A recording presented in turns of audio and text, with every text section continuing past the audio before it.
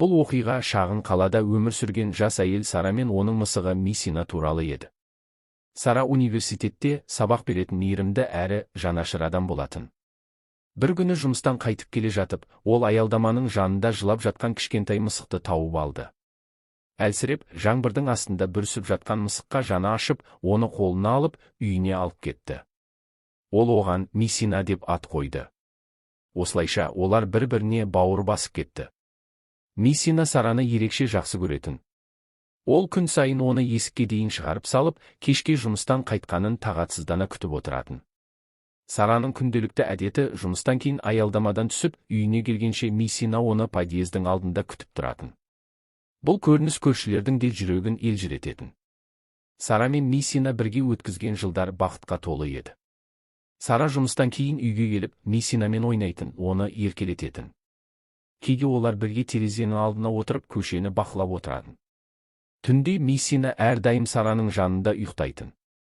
Сара үшін мысығы тек үй жануары емес, ең жақын досы еді.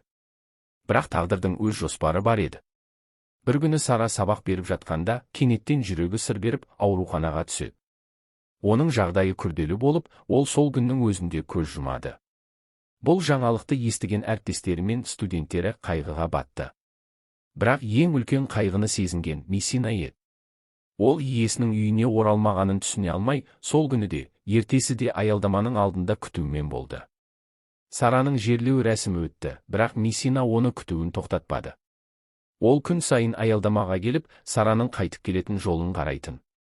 Оны бірнеше рет үйге кіргізуге тырысты, бірақ ол қасарысып күтіп отыратын.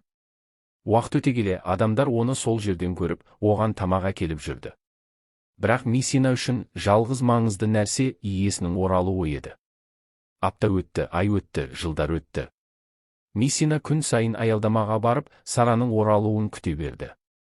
Ол жаңбырда да, қарда да, аптап ыстықта да өз орнынан тапжылмады. Оның жүні солғын тартып, қартайып бара жатты, бірақ оның көздерінде үміт оты сөнбеді. Кейде көршілер оның жанынан өтіп бара жатып, оған жылы сөздерін айтып кететін. Кейбіреулер оның адалдығына таң қалып, жылап жіберетін. Бір күні Сараның бұрынғы студенттерінің бірі аялдаманың жанынан өтіп бара жатып, Мисинаны көріп тоқтады. Ол Сара туралы ойлап, мысықтың осыншама жыл бойы иесін күтіп отырғанына жүрегі елжіреп кетті. Ол оны үйіне алып кетпек болды, бірақ Мисина бас тартты. Ол Сараның қайтып келетінін күтіп, сол орында қалды. 10 жыл өтті. Мисина сол аялдамада өзінің соңғы күнін өткізді. Ол Сараның қайтып келмейтінін енді ғана түсінгендей, аялдаманың алдына жатып, көзін мәңгілікке жұмды. Көршілер бұл көріністі көріп, жүректері езіліп, оған кішкентай ескерткіш орнатты. Бірақ уақыт өте келе, бұл қарапайым ескерткіштен үлкен естелікке айналды. Қаланың тұрғындары мен Сараны білетін адамдар бірігіп, арнайы қор ашып, Мисинаға арналған мүсін орнату туралы шешім қабылдады. Біраз уақыт өткен соң, дәл сол аялдаманың жанында Мисина күн сайын иесін күткен орында қола мүсін орнатылды. Мүсінде Мисина отыр, көздері алысқа, аялдамадан түсетін адамға үмітпен қарағандай бейнеленген. Оның жүні желбіреп тұрғандай әсер береді, ал қасына Мисина адалдық пен сүйіспеншіліктің символы деген жазу қашалып жазылды. Мүсіннің ашылу салтанатына көптеген адамдар жиналды. Сараның бұрынғы студенттері, көршілері, қала тұрғындары барлығы осы бір кішкентай мысықтың ұлы ерлігіне құрмет көрсету үшін келді. Кейбір адамдар гүл әкеліп, мүсіннің жанына қойды. Басқалары көздеріне жас алып, Мисинаның тарихын жаңа ұрпаққа айтып беруге уәде етті. Уақыт өте келе, бұл орын қаланың маңызды жерлерінің біріне айналды.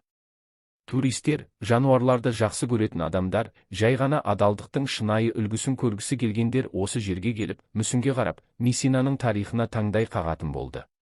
Бұл оқиға адамдарға адалдықтың, сүйіспеншіліктің шынайы мағынасын ұқтырды.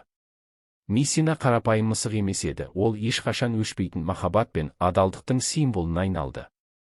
Жергілікті тұрғындар оның ерлігі мен сүйіспеншілігі туралы айтып жүрді. Көп ұзамай оның тарихы бүкіл елге тарады, ал адамдар оны шынайы достық пен адалдықтың белгісі ретінде еске алатын болды. Адамдар аялдамаға келген сайын оның отырған орнын көріп тоқтап, оған дұға ететін. Өйткені Мисина ең соңғы демі шыққанға дейін өзінің егесін тастамаған адал жүрек иесі.